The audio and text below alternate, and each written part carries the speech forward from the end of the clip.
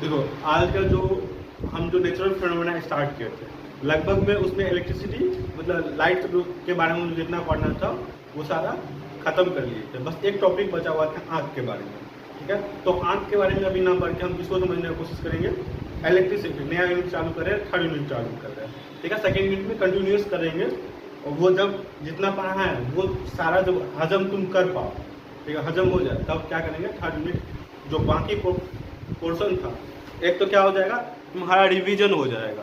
जो पहले पढ़ाए थे जब उसका रिवीजन करवा देंगे, फिर कंटिन्यूस का जो पार्ट पोर्शन बचा हुआ वो कंटिन्यूस कर लेंगे। ठीक है, अब जो है हम चौथा वीक क्या कर रहे हैं, स्टार्ट करने जा रहे हैं। ठीक है, तो चौथा वीक क्या है, इफेक्ट्स ऑफ करेंट है। जो ये यूनिट, इस यूनिट का थीम क्या है, हाउ थिंग्स वर्क। कोई भी थिंग्स कैसे काम करता है, वो जो थिंग्स होगा किससे रिलेटेड होगा, इलेक्ट्रिसिटी से रिलेटेड होगा। ठीक है, कैसे होगा, यानी चैप्टर 2 भाग में बटा, electric current and its effect. तो इलेक्ट्रिक करंट के बारे में पढ़ना है और इलेक्ट्रिक करंट के कारण क्या क्या इफेक्ट पड़ता है उसके बारे में इस चैप्टर में पढ़ना है। ठीक है, अब एनसीईआरटी क्या क्या है, मतलब सीबीएसई क्या करता है, उसको कैरिकुलम में जो दिया हुआ उसको समझने का प्रयास करेंगे इस वीडियो में। ठीक है, इलेक्ट्रिक करंट के बारे में पढ़ना है, इलेक्ट्रिक कैसे जनरेट होता है, ये सब उसके बारे में पढ़ना है। पोटेंशियल डिफरेंस के बारे में समझना है और इलेक्ट्रिक सर्किट के बारे में, इलेक्ट्रिक करंट के बारे में समझना है। ओम्स लॉ पढ़ेंगे, रेजिस्टेंस पढ़ेंगे, ठीक है, रेजिस्टिविटी पढ़ेंगे, factor on which the resistance of conductor depends. किस किस चीज पे रेजिस्टेंस का जो कंडक्टर मतलब कंडक्टर का जो रेजिस्टेंस है वो किस किस चीज पर डिपेंड करता है, उस चीजों के बारे में समझने का प्रयास। बात समझ में आया, पक्का, कोई दिक्कत। देखो आगे क्या करना, कॉम्बिनेशन ऑफ सीरीज पढ़ना, रेजिस्टेंस पढ़ना। क्या पढ़ना है, कॉम्बिनेशन ऑफ रेजिस्टेंस। देखो ये चैप्टर को ध्यान से पढ़ना। ठीक है, क्लास 10 में तो 13 मार्क का वेटेज रखता ही रखता है, मगर आगे में जब तुम साइंस लिए पढ़ेगा, ठीक है, तो जो तुम्हारा क्लास 12 का जो पोर्शन होगा वो अच्छा खासा यहाँ पर का बेसिक उसका स्ट्रांग हो जाएगा। ठीक है, अगर ध्यान से आप बेसिक नहीं, एक नेक्स्ट लेवल हायर लेवल तक बनाएंगे, जो जितना भी सर्किट डायग्राम होता है वो सॉल्व आराम से हो जाए, उसमें कोई दिक्कत नहीं होगा। जितना भी जैसे कोई अगर जेई का तैयारी कर रहा हो, नीट का तैयारी कर रहा हो, तो उसमें सर्किट डायग्राम का क्वेश्चन 2 से 3 मार्क का आता है। ठीक है, एक मतलब 2 से 3 क्वेश्चन आता है, वो तुमको आसानी से सॉल्व हो जाएगा। तो उसको आसानी से हम समझाएंगे। उसमें कॉम्बिनेशन 2 प्रकार का होता है, पैरेलल कॉम्बिनेशन ऑफ रेजिस्टेंस और सीरीज कॉम्बिनेशन ऑफ रेजिस्टेंस। और उसी का क्या पढ़ना है, एप्लीकेशन पढ़ना, डेली लाइफ में क्या एप्लीकेशन होता है, और क्या पढ़ना फिर heating effect of electric current. Electric current के कारण क्या है, हीटिंग इफेक्ट होता है and its application in daily life. Daily life में क्या इसका यूज होता है उसके बारे में पढ़ना है। तो नॉर्मली अब क्या पढ़ना है, आज क्या पढ़ेंगे, इलेक्ट्रिक पावर के बारे में। ठीक है, जो नॉर्मल पावर पढ़े थे वो तो नॉर्मल पावर, वो क्या था, मैकेनिकल पावर। ये क्या पढ़ेंगे, इलेक्ट्रिक पावर, समझ आया। उसके बाद पढ़ेंगे inter relation between PVIR। P से क्या होगा, पावर, ठीक है, I से V से वोल्ट, I से करंट, R से रेजिस्टेंस। अभी तक ये जो टॉपिक पढ़ रहे थे, ये सारा टॉपिक, और ऊपर में जितना भी टॉपिक अभी लिखा है वो किसका था, इफेक्ट ऑफ करंट। हम बोले थे इस चैप्टर को 2 भाग में बांटेंगे, effect of current and magnetic effect of current. अभी जो जितना भी टॉपिक पढ़े तो वो क्या करेगा, इफेक्ट बताएगा, इलेक्ट्रिक करंट का क्या इफेक्ट पड़ता है। अब जो आगे टॉपिक बताएंगे वो मैग्नेटिक इफेक्ट के बारे में बताएगा, ये जो करंट है उसका मैग्नेटिक इफेक्ट क्या पड़ रहा है। ठीक है, मैग्नेटिक फील्ड के बारे में बताएगा। समझ में आया, लगभग दोनों 6, 7, 50-50 वेटेज रखता है, ये 50%, ये 50%। ठीक है, यानी 6 मार्क 6 मार्क 12। समझ में आया। तो नेक्स्ट जो हेडिंग डाल लेना, मैग्नेटिक इफेक्ट ऑफ। देखो अभी तक जो हम पार्ट पढ़ रहे थे, पार्ट 1 का सिलेबस समझने का प्रयास कर रहे थे। पार्ट ए में क्या था, इफेक्ट ऑफ इलेक्ट्रिक करंट। ठीक है, पार्ट बी क्या है, मैग्नेटिक इफेक्ट ऑफ करंट। बात समझ में आया। इस चैप्टर को 2 भाग में तोड़े हैं, पार्ट ए और पार्ट बी। पार्ट बी में क्या क्या समझना है, मैग्नेटिक फील्ड के बारे में समझना है, ठीक है। मैग्नेटिक फील्ड क्या होता है, तो मैग्नेटिक फील्ड तो कोई आदमी है कि इसका क्या है, एक लिमिटेड एरिया तक क्या होगा वो अपना इफेक्ट डाल पाएगा। कोई भी सामान, कोई भी चीज, थिंग्स है, वो लिमिटेड एरिया तक क्या करेगा, अपना इफेक्ट डाल पाएगा। जहां तक वो इफेक्ट डाल पा रहा है उससे क्या करेंगे, एक सर्कल ड्रॉ कर लेंगे। तो आदमी जहाँ तक बोल सकता है, हाँ, जैसे हम जहाँ तक बोल रहे हैं तो जहाँ तक सुनाई देगा वो क्या मेरा फील्ड होगा, हाँ। तो वैसे ही मैग्नेट कहाँ तक अपना इफेक्ट डाल पा रहा है, यानी कहाँ तक फोर्स लगा पा रहा है दूसरे मैग्नेट पे, वो क्या हो जाएगा, मैग्नेट हो गया, आयरन हो गया, वो क्या कहलाएगा, मैग्नेटिक फील्ड कहा जाएगा। इस मैग्नेट का समझ में आया, इस मैग्नेट का, इस मैग्नेट का समझ में आया। अब फील्ड लाइन, तो उसी से क्या होगा, रे निकलेगा एक, उसको बोलते हैं फील्ड लाइन, ठीक है। तो अब field due to electric carrying current, किसके कारण फील्ड पड़ना है, करंट कैरिंग कंडक्टर, कोई कंडक्टर होगा, इसके कारण क्या करना है, फील्ड पड़ना है, ठीक है। Field due to current carrying coil. अब फील्ड किसके कारण पड़ा, करंट कैरिंग जो कॉइल होगा, ये कोई कंडक्टर होगा, इस पे तार लपटा होगा, ठीक है, ये कॉइल कहलाएगा। ये कंडक्टर, इसमें तार लपटा नहीं हुआ, कंडक्टर कॉइल समझ में आया ना। कंडक्टर के ऊपर क्या करते हैं, तार लपेट देते हैं, ठीक है, वो कॉइल बन जाता है, उसके कारण क्या पढ़ना है, फील्ड पढ़ना, उसी को बोलते हैं सोलेनॉइड पढ़ते हैं। फिर अब फील्ड जनरेट हो गया, अब फील्ड जनरेट होगा तो क्या होगा, फोर्स लगाएगा इस पे, दूसरे पे, उसके फील्ड में जैसे ही कोई आएगा उसको क्या लगाएगा, फोर्स लगाएगा। जैसे हम बोल रहे हैं, मेरा बोलने का जहाँ तक क्षमता है, जैसे उस एरिया में आएगा उसको क्या सुनाई देगा, मेरा साउंड सुनाई देगा, मेरे एरिया से बाहर चले जाएगा उसको मेरा साउंड नहीं सुनाई देगा। ऐसे ही मैग्नेट के एरिया में आएगा उसको, उस पर क्या लगाएगा, फोर्स लगाएगा। करंट कैरिंग कंडक्टर जो होगा उसके कारण क्या लगेगा, फोर्स लगेगा। उसके बाद कौन सा लॉ पढ़ना है, फ्लेमिंग लेफ्ट हैंड रूल पढ़ना है, करंट का डायरेक्शन पता करने के लिए कि किधर होगा, V बराबर IR। कौन सा रिलेशन होता है यहाँ पे, V बराबर IR, ठीक है। ये तीनों में रिलेशन डायरेक्शन पता करने के लिए, हाँ, ओम्स लॉ में डायरेक्शन मेनली पता करते हैं, ठीक है। तो कौन सा उपयोग करते हैं, लेफ्ट हैंड थंब रूल, ये वाला, इस तरह का प्रयोग हम करते हैं। समझ में आया, कोई दिक्कत। आगे जो पढ़ना है इसमें दो प्रकार का करंट पढ़ना है, कौन सा, डायरेक्ट और इनडायरेक्ट, डायरेक्ट करंट और इनडायरेक्ट करंट। पक्का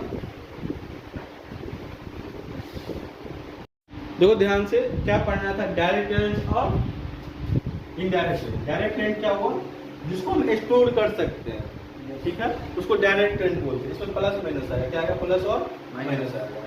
इन अल्टरनेटिव करंट हो गया, इसमें क्या होता है, हायर पोटेंशियल और लोअर पोटेंशियल आता है, इसको स्टोर नहीं किया जा सकता है, ठीक है। जैसे घर में देखा होगा, इलेक्ट्रिक बल्ब देखा होगा, उसमें प्लस माइनस नहीं लिखा होगा, तो कौन सा बल्ब है, अल्टरनेटिव करंट पर चलने वाला बल्ब है। एक बल्ब आता होगा जिसमें प्लस माइनस लिखा हुआ रहता है, वो किस पर चलेगा, डायरेक्ट करंट पर चलेगा। जो बैटरी आता है, जो बैटरी से चलता है, उस पर क्या लिखते हैं, प्लस माइनस लिखा हुआ रहता है, ठीक है। अब देखो इन्वर्टर का काम क्या है, एसी को डीसी में कन्वर्ट करना, डीसी को एसी करना, कन्वर्ट करना। इसीलिए जब घर में हम देखते हैं इन्वर्टर लगा हुआ होगा तो उसमें एक ही बल्ब यूज करते हैं, ठीक है। एसी और डीसी में कैसे सर, इन्वर्टर में तो मतलब वो लाइट स्टोर हो रहा है, बैटरी में स्टोर करता है। जो देखना होगा इन्वर्टर जाकर देखना, इसमें दो कंपोनेंट होगा, ऊपर वाला को इन्वर्टर बोलते हैं, नीचे वाला को क्या बोलते हैं, बैटरी बोलते हैं। इन्वर्टर जो ऊपर, उसका मेनली काम क्या है, एसी को डीसी में करना। डीसी में कन्वर्ट हो गया तब डीसी को क्या कर सकते हैं, स्टोर कर सकते हैं। इसीलिए बैटरी में हम क्या करते हैं, डीसी करंट को स्टोर कर लेते हैं। अब जब लाइट चली जाती है तो डीसी करंट डायरेक्ट उपयोग नहीं होगा। जो हमारे घर में जो एप्लीकेंस, डीसी करंट का भी उपयोग होता है, मगर हमारे घर में जो एप्लीकेंस लगा हुआ वो किस करंट पे चलने वाला है, अल्टरनेटिव करंट पे। डीसी करंट का काम नहीं होता है, तो वही एक सेकंड, डीसी करंट का यूज कहाँ होता है, जैसे घर में डीसी करंट वाला एप्लीकेंस लगा होगा, घर में कभी गांव देहात में गया होगा तो बाजा बजता है, उसमें तार लगा होता है, तार चिमटा से क्या करता है, जोड़ता है, उसमें बल्ब लगाता है, उसमें चिमटा से जोड़ता है। वो बल्ब कैसा होता है, डीसी करंट पे चलने वाला। देखो बल्ब दो तरह का होगा, मार्केट में जाएगा, ये बल्ब हुआ, ठीक है, इससे दो वायर निकला हुआ है, एक प्लस और एक माइनस। ये कौन सा बल्ब है, डीसी करंट पे चलने वाला। अगर तुम इसको अपने होल्डर में लगा दोगे तो खराब हो जाएगा। ये जो बल्ब होता है डायरेक्ट इस तरह का बल्ब बना हुआ रहता है, ठीक है। इसमें प्लस आता है, माइनस रहता है, हाँ, जो घर में लगा हुआ है, हाँ ठीक है। हाँ देखो, ये बल्ब हुआ, इस तरह का जो बल्ब है ये क्या है, अल्टरनेटिव करंट पर चलने वाला है। अगर इसको डायरेक्ट बैटरी से जलाने का कोशिश करेगा, बैटरी को जो होल्डर है उस पर कनेक्ट करने का तो नहीं जलेगा, ठीक है। इस ये कौन सा है, अल्टरनेटिव सोर्स से चलने वाला है, डायरेक्ट पोल से लाइट आता है। हाँ डायरेक्ट पोल से आएगा, ठीक है। ये किस एप्लीकेशन पर, ये जो एप्लीकेशन है किस करंट पर चलता है, अल्टरनेटिव करंट पर चलता है। इसी में एक तार निकला हुआ रहता है, मार्केट में आता है, इस पर तार निकला होता है, फिर उससे डायरेक्ट बैटरी में जोड़ते हैं तो चल जाता है। जैसे टॉर्च हुआ, टॉर्च चला, मोटर, हाँ मोटर हो गया, टॉर्च। मोटर भी में दो प्रकार का आता है, ठीक है। जैसे घर से में टॉर्च जलाते हैं ना, बैटरी पर जलता है ना, बैटरी वो कौन सा, जो टॉर्च है वो कौन सा है, डायरेक्ट में। उसको एसी में लगाएंगे क्या हो जाएगा, फ्यूज हो जाएगा, ठीक है। बात समझ में आया। एसी को डीसी में कन्वर्ट करने के लिए और डीसी को एसी में कन्वर्ट करने के लिए हम किसका उपयोग करते हैं, इन्वर्टर का उपयोग करते हैं। इसीलिए घर सब में क्या होता है, जो स्टोर होता है वो जब लाइट चली जाती है तो वो उस स्टोरेज एनर्जी को जो कन्वर्टर है वो किस में कन्वर्ट करता है, इलेक्ट्रिक करंट में, अल्टरनेटिव करंट में कन्वर्ट कर देता है, फिर एप्लीकेशन हम यूज कर पाते हैं। बात समझ में आया। फ्रीक्वेंसी ऑफ एसी में पढ़ना, फ्रीक्वेंसी पढ़ना। फ्रीक्वेंसी सिर्फ एसी करंट का फ्रीक्वेंसी होता है, डायरेक्ट करंट का फ्रीक्वेंसी नहीं होता है। उसके बाद एडवांटेज ओवर एसी और डीसी। एडवांटेज एसी का क्या है, जो हम पंखा चलाते वो पावरफुल पंखा एप्लीकेशन जो भी वो क्या होता है, पावरफुल बना सकते हैं। अल्टरनेटिव में पावरफुल एप्लीकेशन नहीं बना सकते, ठीक है। मगर डायरेक्ट करंट का यूज क्या है, एडवांटेज क्या है, हम उसको स्टोर कर सकते हैं। जब अल्टरनेटिव सोर्स हमारे पास नहीं होता है तो हम डीसी करंट को कन्वर्ट करके एसी में कन्वर्ट कर देते हैं, फिर उसका यूज करते हैं। यही क्या है, एडवांटेज है दोनों करंट का। उसके बाद क्या करना है, डोमेस्टिक इलेक्ट्रिक सर्किट। घर में जो सर्किट बनाते हैं, कहाँ सीरीज कॉम्बिनेशन बनाना है, कहाँ पैरेलल कॉम्बिनेशन बनाना है, घर में ये के बारे में पढ़ना कैसे है। देखते हो सर, ये सीरीज है यार। जब सीरीज कॉम्बिनेशन के बारे में पढ़ेंगे तो वहाँ पे दोनों का फीचर बताएंगे, ठीक है। तो वहाँ पे फिर समझ में आएगा कि कहाँ पे करंट ज़्यादा रखना है, कहाँ पे वोल्टेज मेंटेन रखना है। जैसे अब वोल्टेज मेंटेन रखना होगा तो क्या किस में कन्वर्ट करेंगे, सीरीज में कन्वर्ट करेंगे, ठीक है। अब हर एक एप्लीकेशन को क्या करना है, एक ही वोल्टेज देना, ठीक है। फिर पैरेलल में कन्वर्ट करना पड़ेगा, ठीक है। तुम चाहता है इसको 10 मिले, इसको 5 मिले, इसको 3 मिले, मगर वोल्टेज समान होना चाहिए। करंट अलग अलग मिले मगर वोल्टेज समान होना चाहिए, तो फिर किस में कन्वर्ट करेंगे, पैरेलल में करेंगे। जब ये कॉम्बिनेशन पढ़ेंगे तो वहाँ पे डिटेल से समझेंगे, ठीक है। टोटल इस चैप्टर में इतना ही टॉपिक पढ़ना है। इसके अलावा भी करिकुलम में है कुछ टॉपिक एक्स्ट्रा बताया गया है, वो एग्जाम में नहीं पूछेगा, मगर इस टॉपिक को समझने में क्या करेगा, वो टॉपिक हेल्प करेगा, ठीक है। उसको भी एक बार देख लेना है, वो डरना मत, उससे क्या होगा, सवाल पूछा नहीं जाएगा, बस इस टॉपिक को समझने में हेल्प करेगा। बात आया समझ में। Yes sir.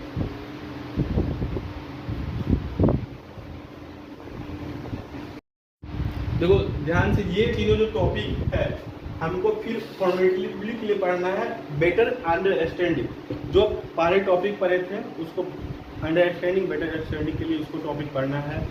ये क्या काम करेगा, जो हमारा एकेडमिक स्ट्रेस है उसको कम करने के। एकेडमिक स्ट्रेस कैसे होगा, जो टॉपिक इतना हार्ड है उसको समझने में कुछ डिफिकल्टी आएगा, ये 3 टॉपिक क्या करेगा, उसको समझने में आसानी बनाएगा, ठीक है। उससे क्या होगा, रिड्यूस मेरा जो स्ट्रेस लेवल होगा वो रिड्यूस होगा। इसको सब हाँ, ये तीनों समझना, बस समझना है। इसमें तुम्हारा काम नहीं है, मेरा काम है। बस तुम्हारा काम क्या है, अपना दिमाग लेके प्रेजेंस हो। इससे बोर्ड में सवाल नहीं पूछा जाएगा, पर इसको एक बार समझ लेना जरूरी है। क्यों, क्योंकि करिकुलम में बोला है तो समझ लेंगे, ठीक है। क्या पता इससे रिलेटेड क्वेश्चन बन जाए, कुछ क्वेश्चन जो आउट ऑफ सिलेबस आता है, हो सकता है इसी का यूज हो जाए, है। उसको एक बार समझा हुआ रहेगा तो वहाँ पर तुमको डील करने में कोई दिक्कत नहीं होगा, ठीक है। क्या पढ़ना है, मोटर का पढ़ना है। मोटर वही होगा जो घर में मोटर यूज करते हैं, तो मोटर 2 प्रकार का होगा, एसी मोटर और डीसी मोटर। इलेक्ट्रोमैग्नेटिक इंडक्शन पढ़ना है, जो इंडक्शन चूल्हा देखना है उसके बारे में, और इलेक्ट्रिक जनरेटर जिसमें हम क्या करते हैं, इलेक्ट्रिसिटी जनरेट करते हैं। जो शादी ब्याह में देखा होगा, हाँ केरोसिन, अभी तो बहुत सारा एडवांस फीचर आ गया है, केरोसिन पेट्रोल सब पे चलता है। पहले जो देखा होगा तुम केरोसिन तेल पर चलता है, ठीक है। मेनली केरोसिन तेल वो डीजल पर चलता है, ठीक है। लोग टेरेसोन तेल पर भी चला देता है इसको, ठीक है। लोग ठीक है, ठीक है। ये तीनों को समझना है, ठीक है।